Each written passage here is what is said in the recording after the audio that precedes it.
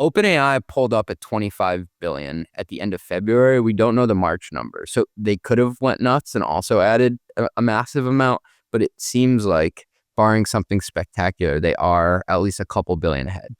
All right. So Anthropic's really kind of accelerated. And I think, I don't know all the drivers to this. Anecdotally, Claude Code and Cowork seem to be driving a lot of this. Cowork in particular, believe it wasn't released until January 2026. And now it seems to be everywhere. And it's over $2 billion in revenue by itself. So that's definitely a big driver of it. It's insane how fast these new products have gotten adopted. That alone is like around the size of Cursor. Cursor's growing crazy fast too, so they could probably be approaching 3 billion at this point. Who knows? But it's nuts to think that they have like a Cursor within Anthropic in and of itself. 2 billion is Claude Code. Where does the other revenue come from?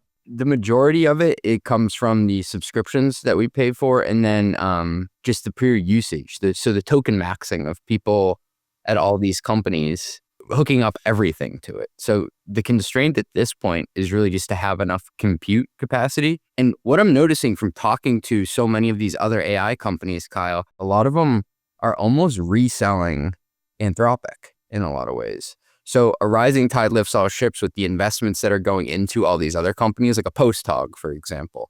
In the background of all of this, you need some sort of large language model to run it all. And so they're benefiting a couple times over. So it's not just from usage of their own product as a standalone, but also piping in the tokens to basically power the rest of this whole ecosystem. When we talked before, OpenAI really went after the consumer market and Anthropic went after more of the business market, the more serious mission critical use cases. And I think with an OpenAI, a lot of the revenue is still ChatGPT subscriptions, but those probably look a little bit more like a consumer-esque business. So like there's probably some expansion as they sell like multiple seat deals into enterprises, but in general, like they're pretty capped of how much they can charge a customer. Anthropic, if they're mostly selling on an API basis, the starting spend for a customer is low. But as all of their customers take off and keep using Anthropic, and Anthropic just grows as they grow. Something that I went down a rabbit hole, Kyle, on the train back from New York this morning is free to paid conversion in consumer-based apps, right? So ChatGPT has 800 million weekly active users, over 1 billion monthly active users, 8 billion and change people on the planet.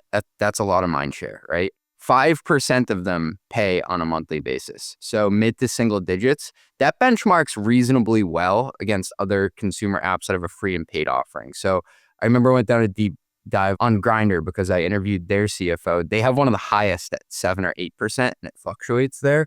But the majority of consumer apps are somewhere in the 3 to 5% range. I don't know how you materially get that up over time without running into some sort of barrier.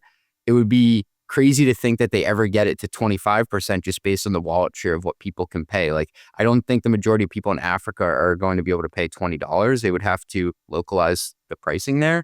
So at some point, it's like if there are 8 billion people on Earth, you already have 1 billion using it monthly.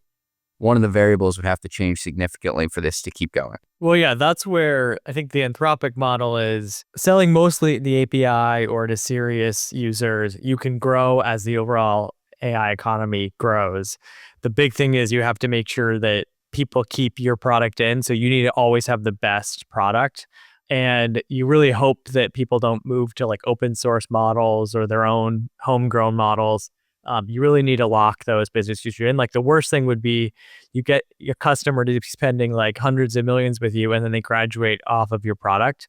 And I think with OpenAI, their challenge is it's mostly a consumer subscription business model right now, but 95% of their consumers don't pay and probably will like never pay or would just be very resistant to paying. So it's how do you monetize that 95% so that you can build a more profitable business model? And I think it's the ads portion, which I want to do an update on real quick because we've talked about it in prior episodes. But before we do, I think it is important to consider the efficiency of both of these companies when it comes to how many people they have and the gross margin associated with it.